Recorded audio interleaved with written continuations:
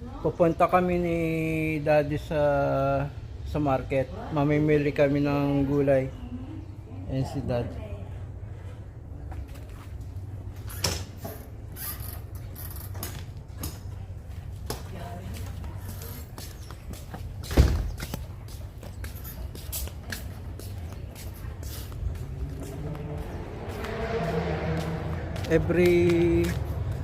Every Friday pumupunta kami sa Vietnamese market. Ang pangalan ng Vietnamese market ay Adong. Marami dong gulay, mga pagkain, isda, mga meat, mga baboy, manok. Andun lahat. Parang yung market na yun, parang kapareho din ng market sa Pilipinas. Halos pareho.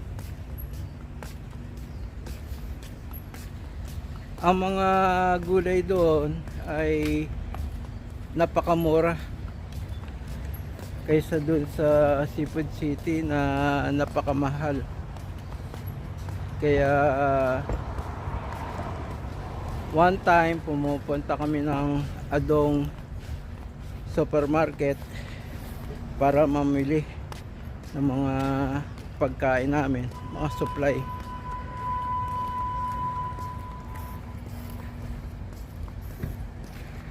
Dito siya nakatira sa apartment. Nandun kami sa first floor. Yeah.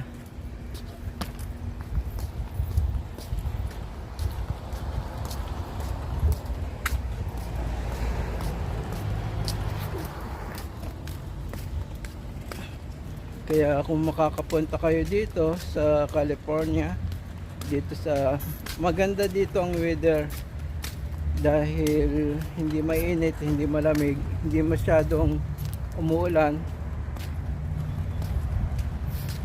Ang daddy ko, siya ay 88 years old. Malakas pa rin. Kaya lang, naka-wheelchair lang siya. Matagal na siyang nag-wheelchair. Siguro mga since 2005.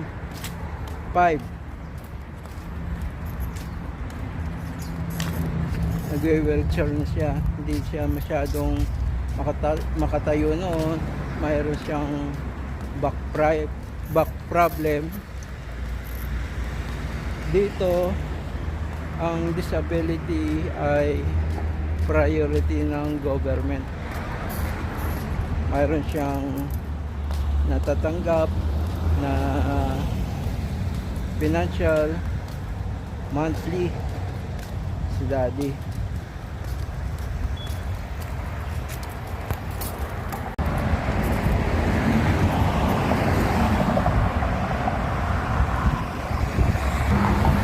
Nandito kami sa Main Street.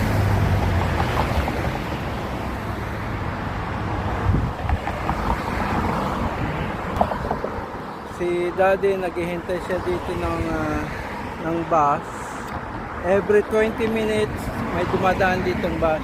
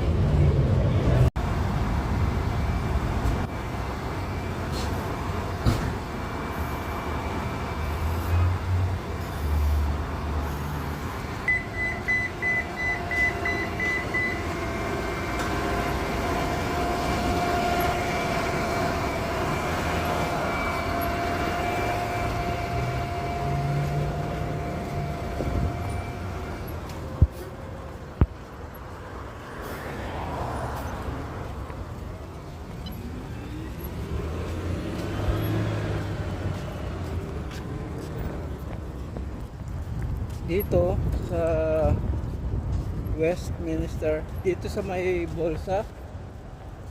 Marami ditong Vietnamese. Bayan nila to, napakarami.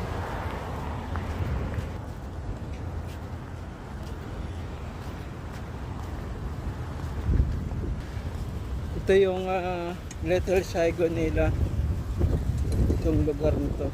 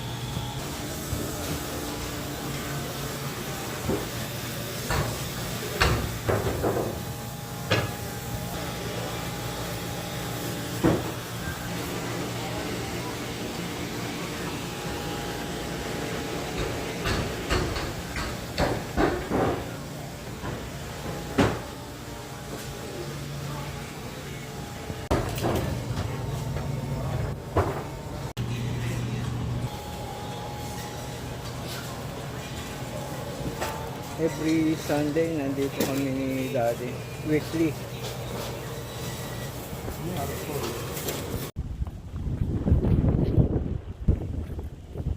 Pauwi na kami ng Daddy.